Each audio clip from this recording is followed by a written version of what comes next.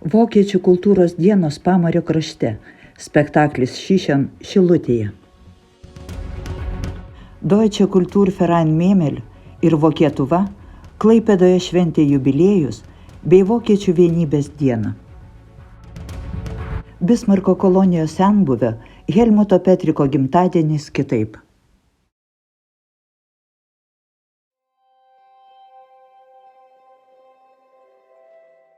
Spektaklį Šišien Lėlių teatro priemonėmis permąsto vietinių Klaipėdos krašto gyventojų išstūmimo procesą pokariu bei išlikusių gyvenimų sovietmečiu ir ankstyvaisiais nepriklausomybės metais.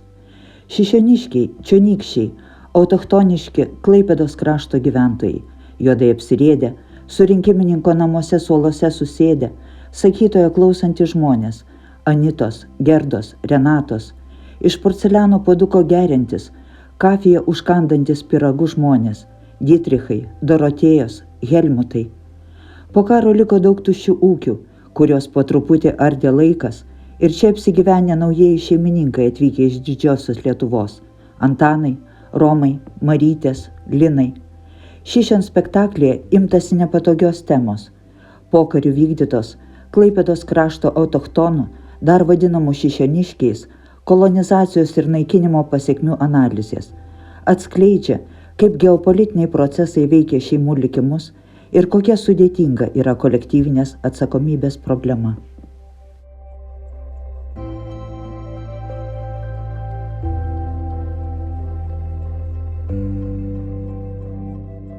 Aš niekaip negalėjau suprasti, kaip Diterio namuose, kam jiems šitas toks rašomasis stalas. Juk Diterio mama paprasčiausia ūkio melžėja, ji nekokia mokytojai nereikės taisyti vaikų namų darbus. O papa ir o mama atrodė inteligentiškai, bet buvo labai seni. O onkulis Beno, Benius, kaip tada mes vadindavom, jis buvo pablūdęs.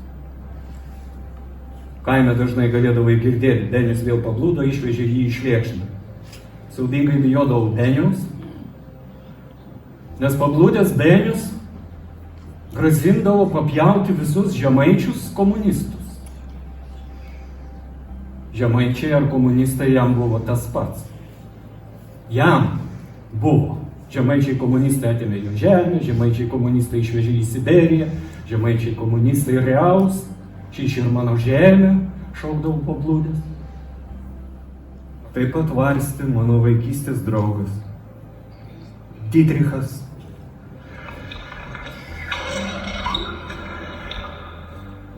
Arba Diteris, arba Diteroks. Šitas duris varstė Diterio mama Zelma, arba Zelmoks. Šitas duris varstė Diterio dėdė onkulis Beno. Jas varstė Diterio o papa ir o mama.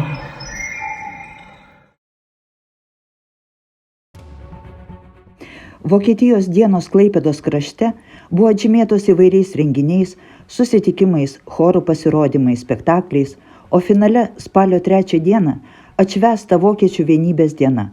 Diena, kuomet griuvo Berlyno siena, simbolizavusi tautos suskaldymą į dvi dalis, to pasekoje patirtą skausmą, žūtis bei šeimų giminių atskyrimą. Viso to neliko, bet apsijungę vokiečiai jaučia skirtumus, taip kaip sovietinio periodo lietuviai jausdavo skirtumus bendraudami su emigrantais.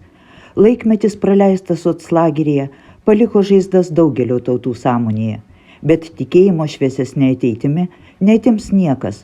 Privalome keltis, eiti priekin bei kurti ją savo vaikams.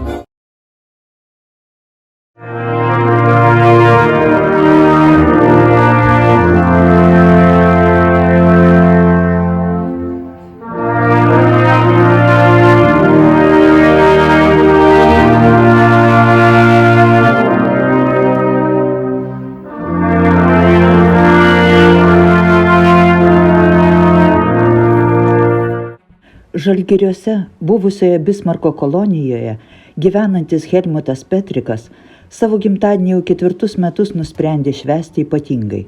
Pamaldose Šilutės gražiojoje liuteronų bažnyčioje dalyvauja artimieji ir bičiuliai. Solenizanto pageidavimu jų metu groja pučiamųjų orkestras.